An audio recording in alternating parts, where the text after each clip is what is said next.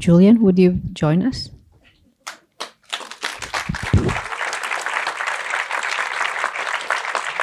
When is the last time you saw the film? It's the first time I saw it. Really, I mean, any picture you see, I mean, the last time you see it is the first time you see it. Whether it's a painting or a movie or whatever, I mean, I actually believe that. The last time I saw it, they showed it at the Tribeca Film Festival, and Marty Scorsese introduced the film. And was that a couple of years ago or a year ago? I don't remember. A couple of years ago, yeah. So is this the way you experience your films, where when you see them again, you keep finding things in them? I'm just another person in the audience. I mean, whoever made that movie is dead now. And I mean, I remember that person, and I mean, I remember things that happened, but I mean, the movie is alive. It's preserved. It's a recorded picture. All those characters. It's funny, my son Vito is here, who played young Reynaldo. You want to stand up for 1 second? Because he's actually an actor. Vito Schnabel. He was 12 years old when he got that blowjob.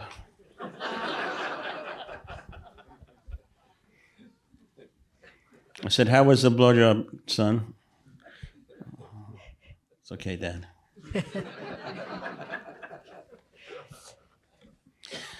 Yes. No, go ahead. No, I don't have anything to say.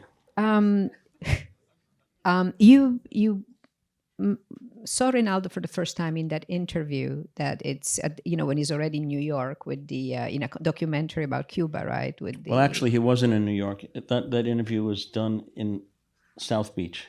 Oh, really? I transposed it to New York. But the scene, that the words are the Yes. words of Yes, the interview when you see the Empire. Yeah, when he's had all the qualities of never being published. And did you not, when you saw that you wanted to make a film? You know, I never thought I was going to be a movie director. And when Jean-Michel died, I just felt like he deserved for somebody to get it right. So it was kind of like a rescue mission doing that. And then I guess when I did it, it seemed like a natural part of my brain as a storyteller to sort of do that. And when I saw Ronaldo in that interview, I thought, okay, if I was going to make another movie, that could be it. I always wanted to go to, I didn't want to go to Florida, I wanted to go to Cuba. I mean, Ernest Hemingway went to Cuba. And there was a kind of a mythic thing about that. And I guess going to Florida as a child, I mean, I always kind of thought it didn't go far enough. And I didn't have any preconceptions about the revolution either before I went. And Javier Bardem's uncle was a movie director, and he was a communist. So was his mother and his family. And so I'm an American, supposedly, and wanting to make a movie about this guy who was anti-castrista and a bunch of other things. I needed for him to know that it was not going to be a cliche. So I sent Javier to Cuba. Also, Andrea Di Stefano and sent some of the actors to Cuba just so they could go there and feel what it was like, and particularly Javier, and see if he even wanted to do it. So he went there and he came back and he said, yes. And he was supposed to be Lázaro in the first place, and Benicio del Toro was supposed to be Reynaldo. And I don't know, different things happen sometimes, and he ended up playing in a movie called The Way of the Gun, And then later he was in Traffic, he was great in it, but probably better suited for being a Mexican policeman than a Cuban writer. Benicio's a genius. He's a great actor, and anybody that saw Basquiat could recognize that, and whatever he does is amazing. But Javier, so he didn't really speak English so well, and we needed a couple of months. First, Benicio was going to do it, then he kind of disappeared for a while, and I thought, well, this is sort of crazy. And then I asked Javier if he wanted to do that, and then he said, give me 3 months. And I did. Then Benicio said, I'm ready. I said, I gave the role to Javier. And that was it. And he lived with a guy from Cuba, so he could get the accent of somebody from Holguin, because you don't sound like that if you're from Madrid. And he really, really did well. It's extraordinary. And so when we made the movie, and they thought, I remember these two guys, Francisco and him, talking while we're shooting this scene at the airport. And they were saying something like, yeah, this movie could be pretty good if this guy wasn't the director. Then when we finished, I wanted to show him the movie. So the two of us sat and watched the movie. I said, so what do you think of your performance on a scale of 1 to 10? He said, I think it's a 4. I said, okay, we're going to watch the movie again because it's an 11. We're going to watch it again. And over the years, I think that he actually believed me. I think that's his favorite performance in the movie. I think it's also his best performance. He was amazing. And Gary Oldman couldn't believe that he wasn't gay also. But I became the patron saint of gay people for a while when that movie came out. And I don't know what my qualifications were for doing that or telling the story of Cuba. But actually, Hector Babenco wrote something about the movie that I wished you would have read before or after. Everybody can read it someday. But he actually said it was the best film that was made about freedom in Latin America. And I thought that was amazing coming from, he said, how could a Jewish guy who's the epitome of success from New York make a movie about where we're from on the side of the, whatever.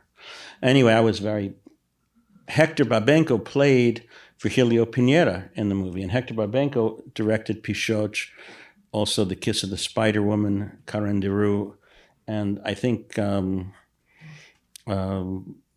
obviously City of God was very influenced by Hector's stuff, and I think he always had a hard time. But his daughter has been fixing all of his films. Yes. And she would like to do something, whether it happens at the Museum of Modern Art with Josh Siegel or whatever. This could be something that's right up your alley. Yeah, we can do. I think there's going to be something. I think she ended up at Lincoln Center doing something there. So maybe afterwards. I don't know exactly what's going to happen, but anyway, I don't want to waste everybody's time. You probably want to go and eat dinner or do something.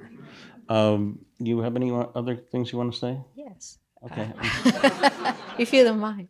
Yeah. But and then we'll open to the public. I had never read the book, so a couple of weeks ago I picked it up because we were doing this, and I read it, and I was really stunned on how beautifully, especially but even at the beginning, the book is very visual. It's just a lot of images. It hit you with that, and at the beginning it's almost literal. You selected clearly parts, but it's also just the same feeling that you have with this immediacy of the word. And so can you talk a little bit about the adaptation? You work with Lazzaro actually on the script. I did a lot of things with Lazzaro.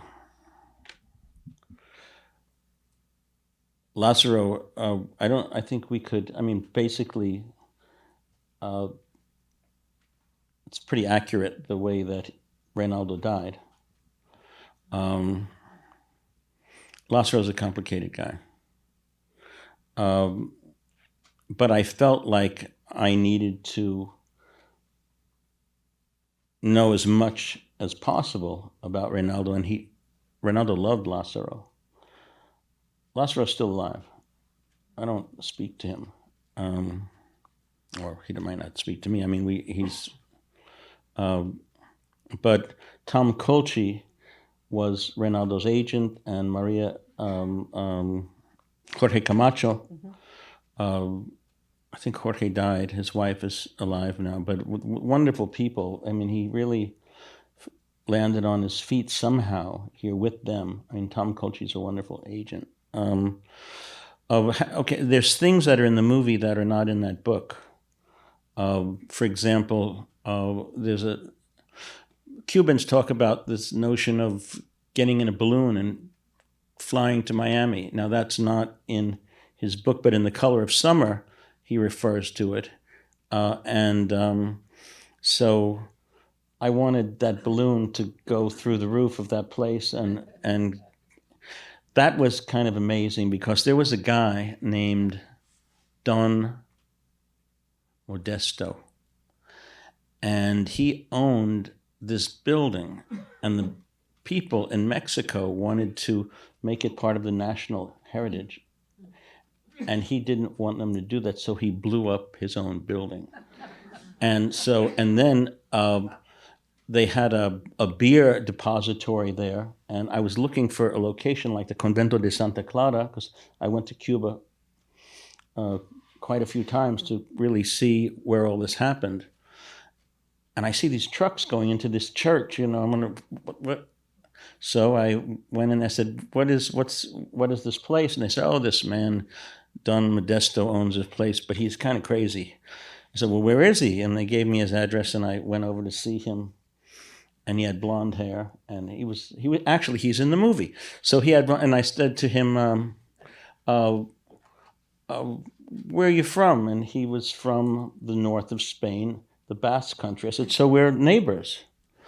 And for $300 and a role in the movie, he let me shoot in that building. And in that scene, he's dancing with a woman who's got curlers in her hair. And when she was sleeping, but people were supposed to be sleeping, he was touching her. So we would call him Don Molesto instead of Don Modesto. And then, they had, my first AD would have these parties at the Hotel Macambo, and it was just crazy. So one day, Don Molesto was in his underwear getting thrown into the pool. But it was a really, I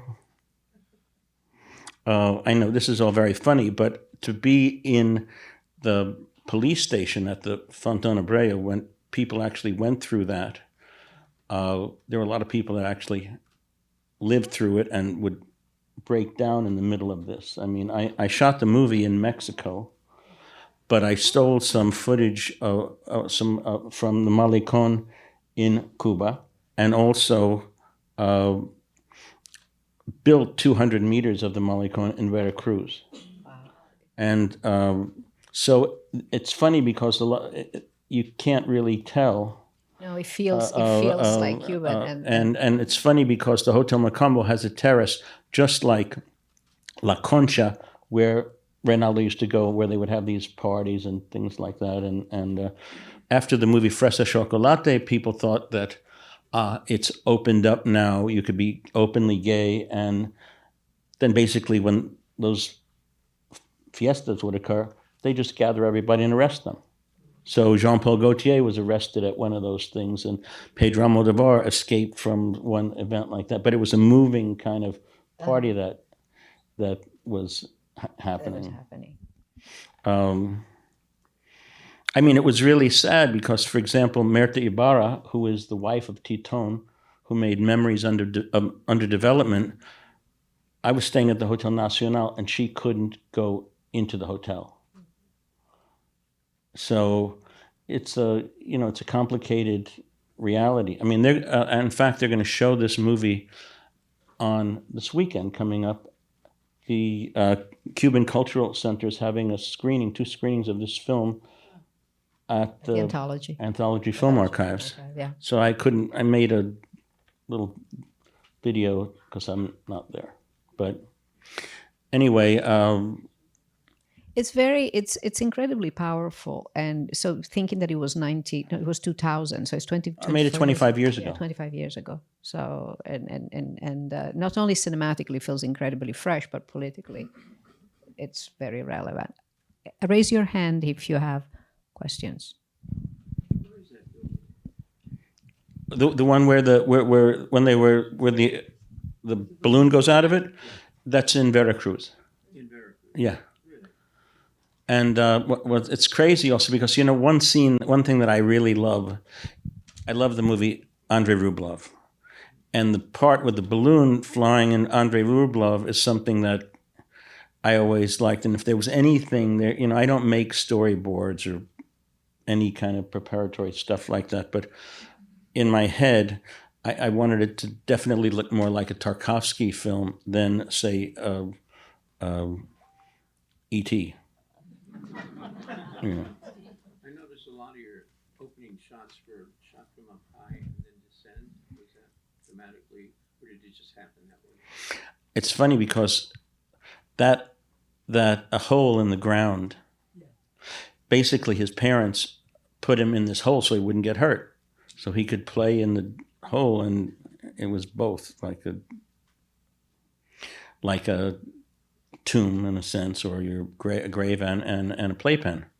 So I actually built a thing with some wooden poles where I could make what is it called, a crane, but I made it I took some pieces of wood and I made a thing and put the camera on it so it could go up like that on the side of this hill, and then you could see the house and then the where the child was. It's funny because I built that house also, and the people that own the land moved into it. I think there is a question right there. Yeah. So your film made me feel like times have not exactly changed so much in some parts of the world, so it's still relevant today. Do you agree with that or don't agree with that? And thank you for a moving movie that really made me almost uncomfortable. And I like feeling uncomfortable when I go to a movie. But I also was very saddened by it. And I feel like there's a lot of saddening things going on in the world today. Mm-hmm. So just curious if you feel like it's still very relevant today as I felt it was. Well, human beings are doing really weird things to other human beings, and there's no reason. John Renoir said the problem with the world is everybody's got their reasons. And that's very fucked up. Do I feel like it's relevant? Well, I wasn't, like I said, I didn't feel like it was dated in any kind of way. I don't know what is I haven't paid too much attention about what's going on over there right now, but I felt like it was authentic. I thought it was, I had a thought in my head, but I can't remember what it was anymore. But I think these movies are designed to change you in some way. If you believe in the process of, or what it could do, the accumulation of whatever you did. I know what I was thinking about. What's amazing is, for example, when he gets arrested in Lenin Park and thrown into, and a lot of those people they're Cubans that were, and they were members of a dance company. The guy that hits him in the face and brings him out. That's one shot where he's just driven there. He pulls up, he comes out, and he's walking, and you see the whole building, and it starts raining. I mean, it might cost $50,000 to get rain to cover that much space. I mean, it just happened like magic. And then he went into that place, and what happened also is the tide went out and came in. So when you see this overhead shot and it looks like you're seeing the Amazon or something like that, and then you realize that these just little rocks that are covered with moss while he's screaming at the sky, you're discovering this stuff while you put yourself out there. And what he did when he's walking through that jail, I mean, to be able to do that, all these people screaming and doing all of that, and for him to go in there laughing hysterically like that. And then, he doesn't have claustrophobia, but I do. And so he went and sat down in that cell like he was waiting for a bus. I said, well, okay. I said, no matter what I do, don't anybody open this door for 5 minutes. So they closed the door, and I got in that cell with him. And I have claustrophobia. I built the floor up so the dirt would be a certain height so you couldn't stand up in there. And so I got in there with him, and that happened to me where I was rolling my eyes in my head, trying to press my face against the crack in the door and doing all this stuff. It was really horrifying. I got out of there, and he was like a sponge. I mean, this guy saw me do that, and one take, it was just... Anyway, he's extraordinary. Brilliant, brilliant guy. Anyway, anybody have something they want to say? Right there. You just said you don't storyboard. What's your process? I mean, do you almost approach the film the same way you do a canvas every day when you're shooting?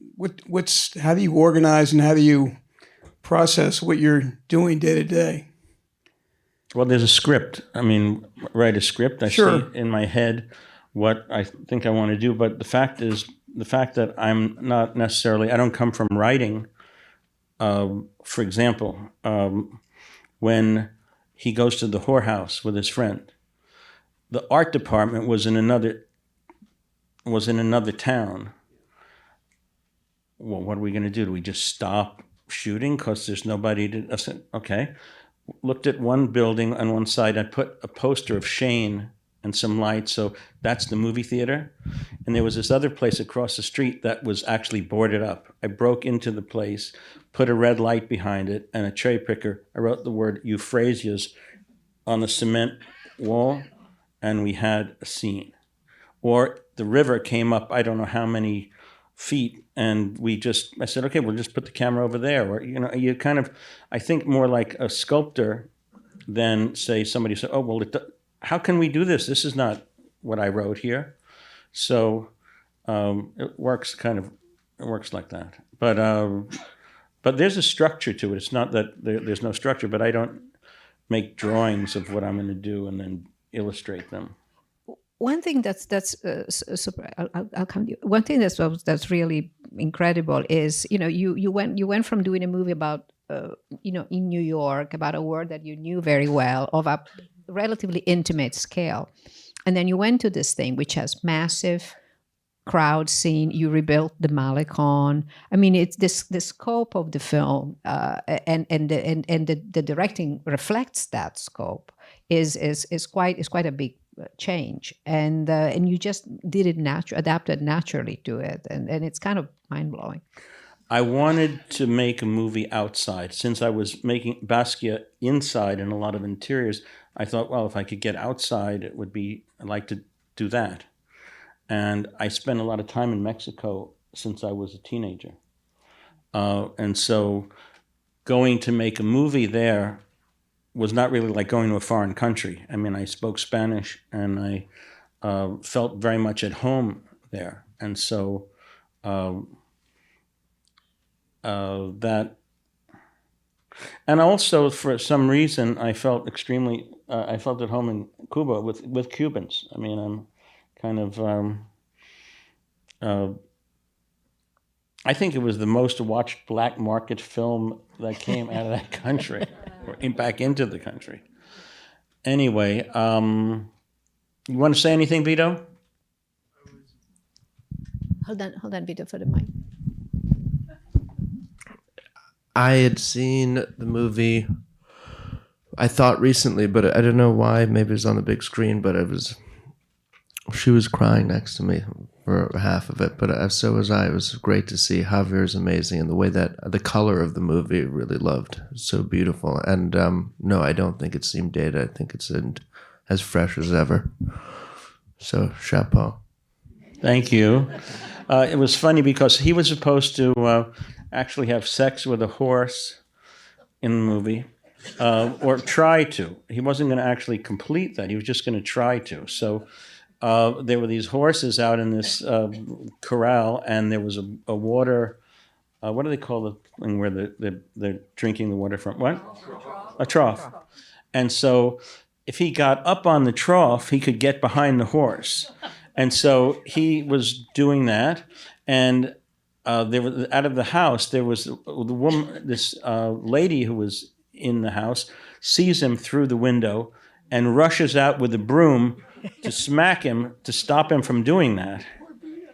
But the lady who was supposed to do that, she just couldn't bring herself to hit him with the, so she ended up in her underwear in the van, and the lady who was the hairdresser came out because she had no problem hitting him with a broom.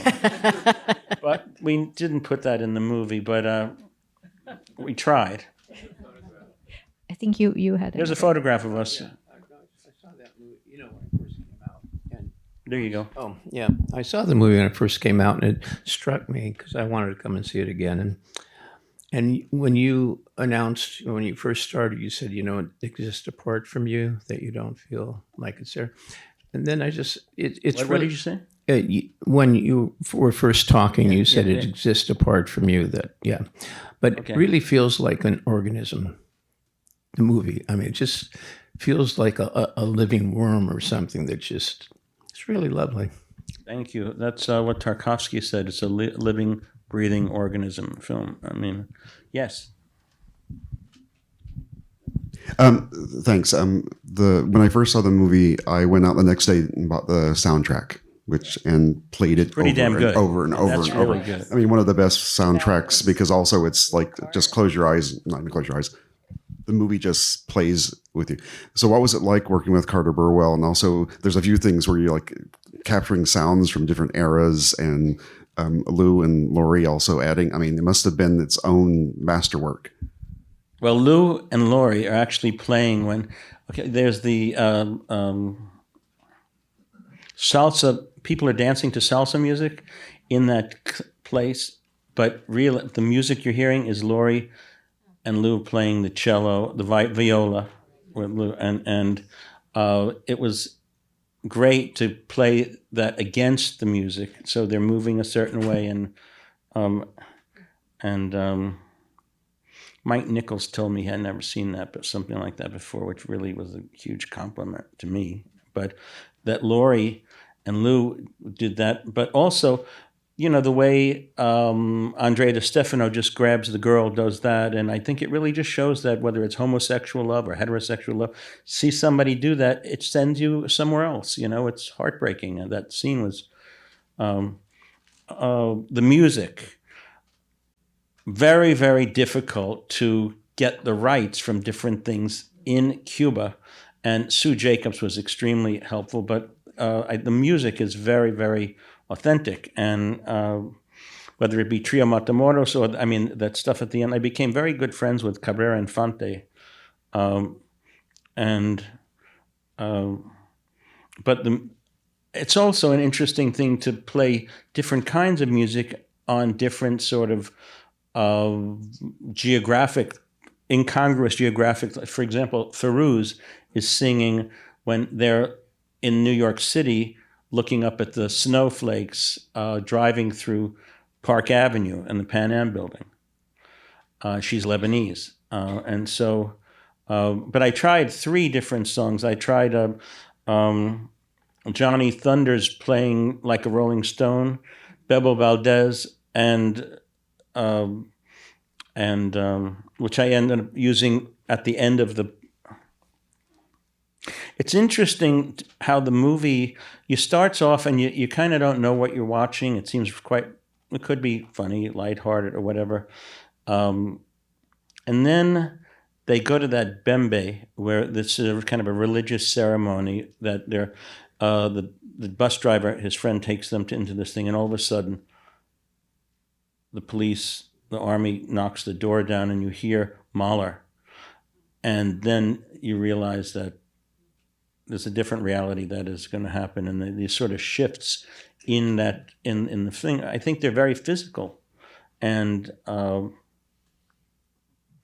it's hard, we're really like talking about something after the fact. It really doesn't mean anything. It might be an interesting anecdote that I'm sitting here with you talking about it, but I don't know that I really add anything other than, it's like having a ice cream that you might want to have after dinner, but not more profound than that. I think whatever's in the movie is in the movie. And like I said what I said about Basquiat, I wasn't embarrassed. I wasn't embarrassed tonight. Peter, I really appreciated what you said last time at the other movie about an artist, about somebody's process. And I think that you can see what Reynaldo went through.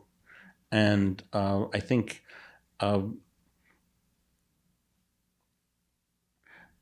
that moment also where he realizes that he has AIDS and he doesn't want Lazzaro to touch his hand with the blood on it, and that's why he calls him, says he's so stupid, and he wants him to get out of the house. And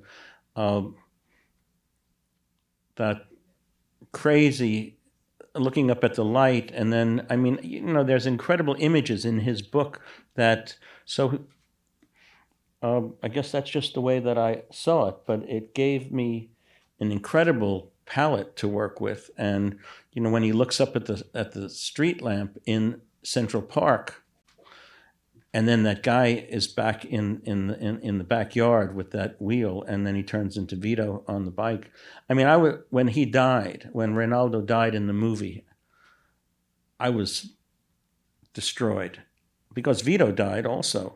At that moment, and I guess I wanted to, at the end, you see these films about people dying from AIDS where they're just documenting their death. I think I shot it in real time.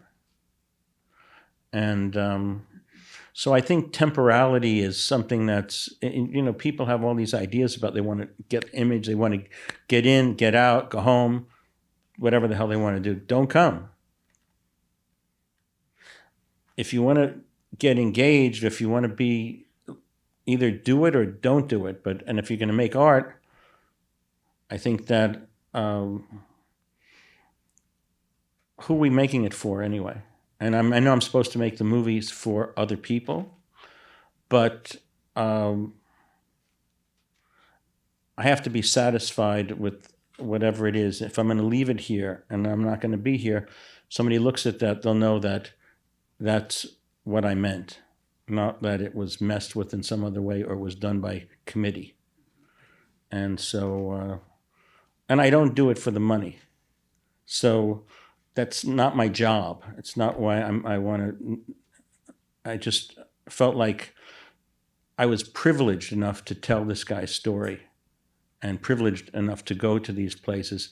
And I can tell you that nobody wanted to make that movie about a gay Cuban guy with a guy they never heard of called Javier Bardem. And so a friend of mine, Philip Niarchos, lent me $9 million.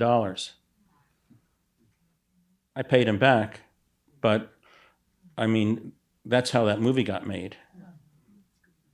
And, I don't know what all these people are doing that are in the movie business. There's a lot of telephone calls and a lot of bullshit and a lot of bottom feeders, and it's really fucking disgusting. I'm sorry about that. I don't know what happened to me. That wasn't me. That was the guy next to me who just said that. It's all bliss. I was luckily I didn't have to deal with anything other than making the movie the way I wanted to do it, and we were extremely. The actors are amazing, and the place was amazing, and we got to do what we wanted to do. All right. Anything else? That's about it? Yes. What? Really? Okay. What would you like to say first? I love the casting in the movie, and I particularly appreciated the cameos of Sean Penn and Johnny Depp. Mm-hmm. And I was just wondering if you, in some sense, have the same kind of improvisatory relationship to casting as you do as sometimes when you show up every day on set and create the visuals, without storyboards. Well, I mean, I wanted Johnny to do that. And I mean, Johnny was amazing. I mean, that's one of the great performances. I mean, and when he's pulling all that stuff out of his ass, it's a riot, And Sean's accent is not really Cuban, but who cares? He was so crazy that, and Vito's accent was accurate. So Vito made Sean look good. Because Vito plays his cards close to his chest and he was quiet. And so Sean had to do some work. But I think that, I thought Vito was really good. Okay, my son Shooter would like to say something. Hi, Dad. Hi, sweetheart. I just wanted to say that it was kind of crazy how it just took you through his life, and it was just very powerful. And I haven't seen another movie that's taken me through another movie so moment by moment that it means more than just some other moment in another movie. I get it. I think you're right. Thank you. Thank you. Okay, I think after that, I don't think anybody's going to say anything more interesting. Thank you, Shooter. So much. And if you want to go upstairs, Go upstairs. Yeah. There's a bunch of photographs Yeah. from the movie up there. they're really beautiful. And You might want and- to see for a second. Yeah, it's from the sets.